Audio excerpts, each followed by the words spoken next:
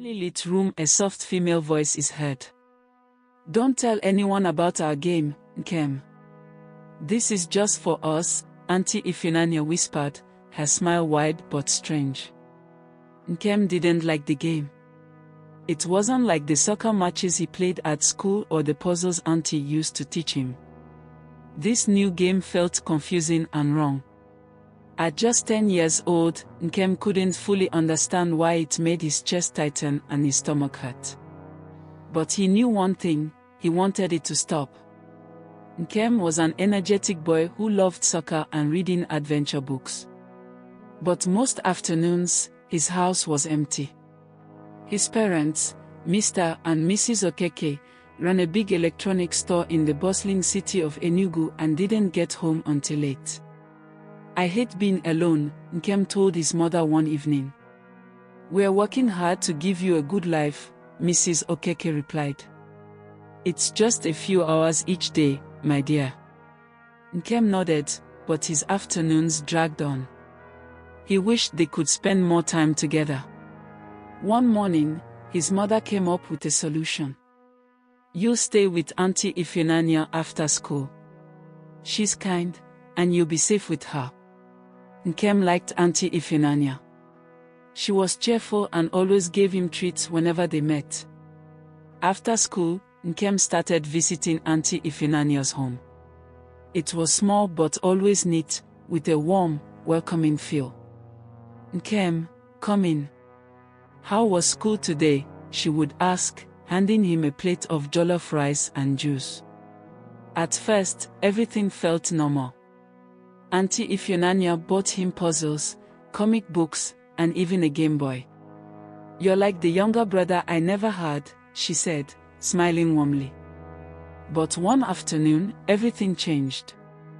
Auntie Ifunanya introduced him to a special game just for the two of them, and Nkem's world was turned upside down. It all started on a Tuesday afternoon. Nkem had just come back from school and was sitting on Auntie Ifunanya's sofa, munching on some biscuits. "I want to teach you something new today," she said with a soft smile. "It's a game, but it's our little secret. Don't tell anyone." Nkem blinked. "A game? What kind of game?" "You'll see," she replied, her tone playful yet mysterious. She guided him gently and started explaining the rules. At first, Nkem didn't understand. The things she asked him to do didn't feel like any game he'd ever played before. Her hands moved in ways that confused him, and her voice became soft and strange. "I don't like this game, Auntie," he said nervously, pulling away. "It's okay, Nkem. You'll understand it soon enough," she whispered, her smile unwavering. That night, Nkem couldn't sleep. His mind replayed everything that had happened. He didn't like the game. It felt wrong, but he didn't know how to explain why. The days turned into weeks, and Auntie Ifunanya's game became a daily routine. Nkem dreaded going to her house after school, but he didn't know how to stop it.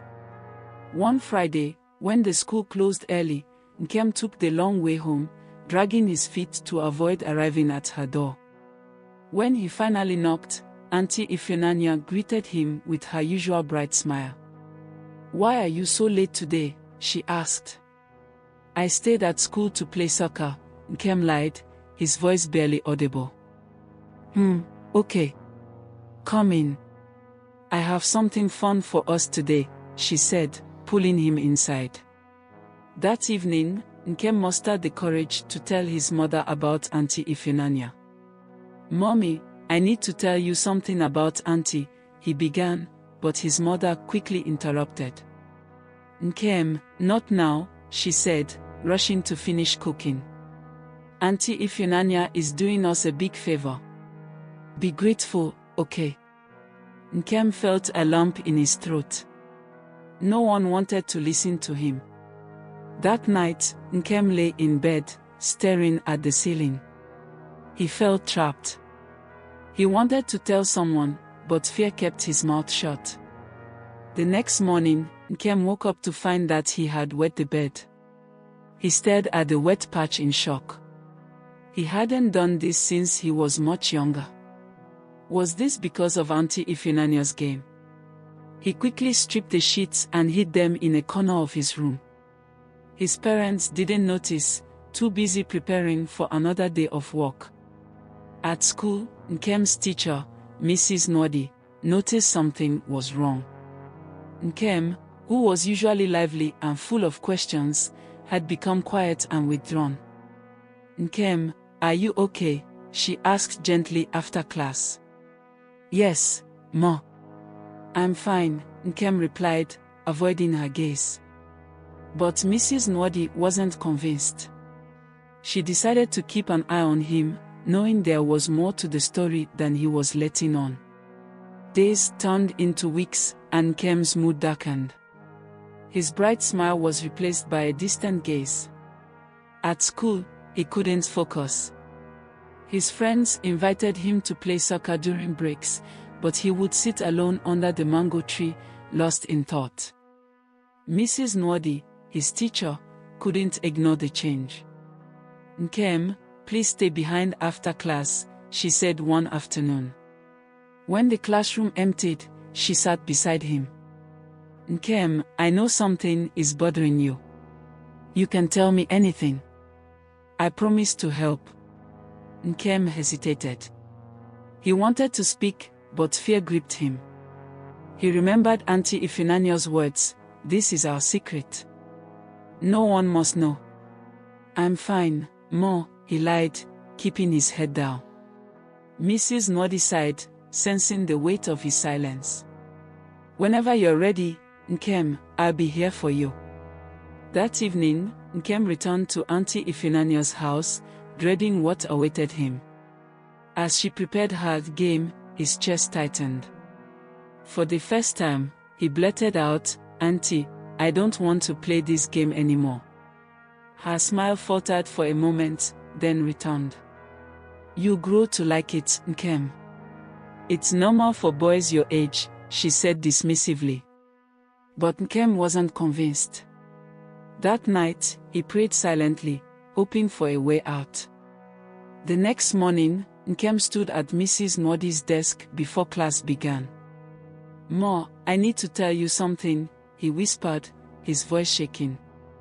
Mrs. Nwadi leaned closer, her face filled with concern. "Go ahead, Nkem. I'm listening." Looking around nervously, he said, "It's about Auntie Ifinanya. She does strange things to me." Mrs. Nwadi's heart sank. "What kind of strange things?" she asked gently.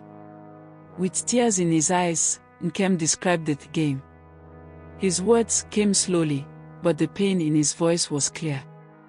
"You've been so brave to tell me this, Nkem," she said, holding his hand. "This is not your fault. I'll make sure you're safe." That day, Mrs. Nwadi reported the issue to the school headmistress, who immediately called Nkem's parents for a meeting. When Mr. and Mrs. Okeke arrived at the school, they were anxious. "What's wrong with our son? Did he get into trouble?"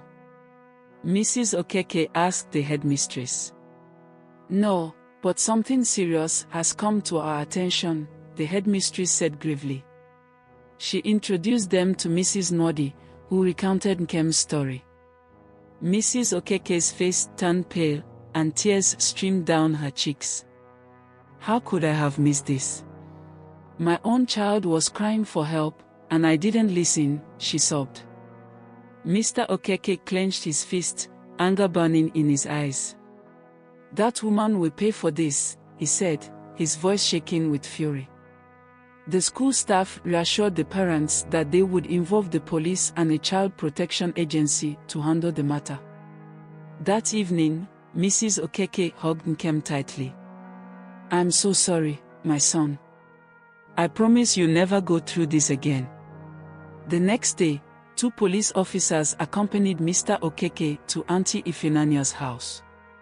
Nkem stayed home with his mother, who didn't want him to witness what was about to happen.